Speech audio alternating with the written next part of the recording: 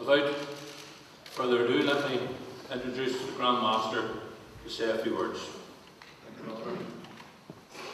The Grand Lorries Lodge of Ireland welcomes the support and cooperation of the broad Unionist family in standing against the ongoing threats of Republican violence and the intolerance of those who seek to curtail expressions of our British identity and trading tradition.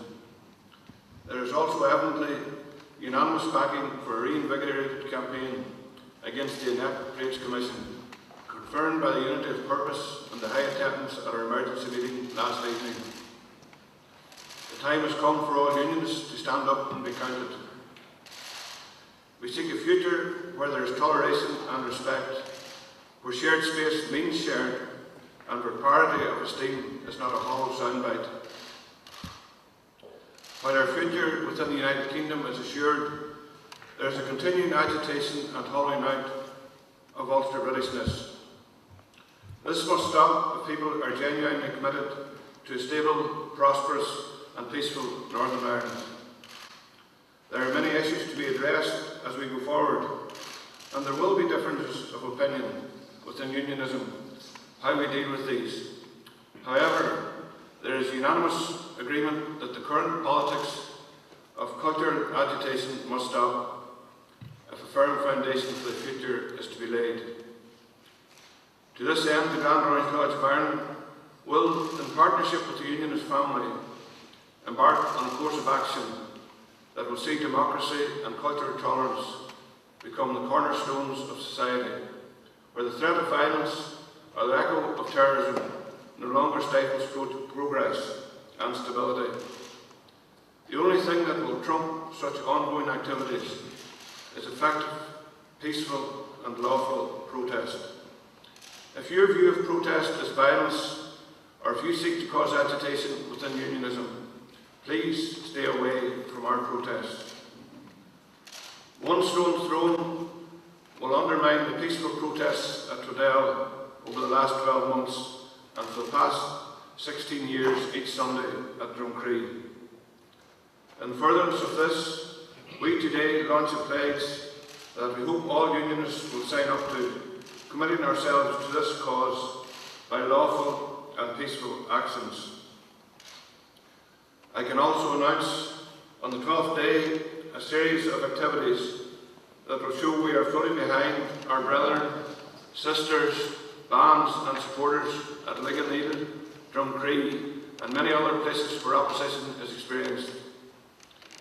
Each main demonstration on the 12th day will stop for a period of 6 minutes, the length of time it takes the Liganeedle parade to walk along the Crumlin Road. At this stoppage, a statement will be read outlining our objections to the Trades Commission. An emergency resolution will be proposed from the platform, committing this institution to the task in hand and calling the province to prayer. In the evening, a number of peaceful protest parades will take place around the province.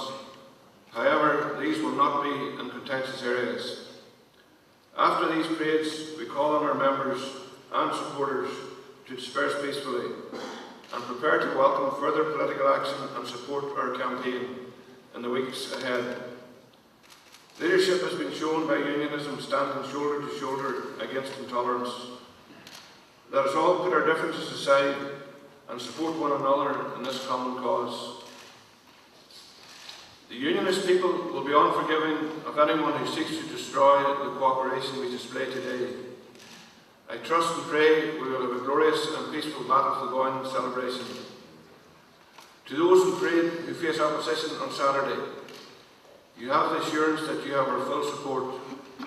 Indeed, our support for you will increase in coming days as we look forward to a time when our traditional celebrations will proceed unhindered. I again thank all present for attending and look forward to working together in the weeks ahead. United we stand, divided we fall. Let them home. Thank you, ladies and gentlemen. Hand over to the First Minister, Peter Roberts.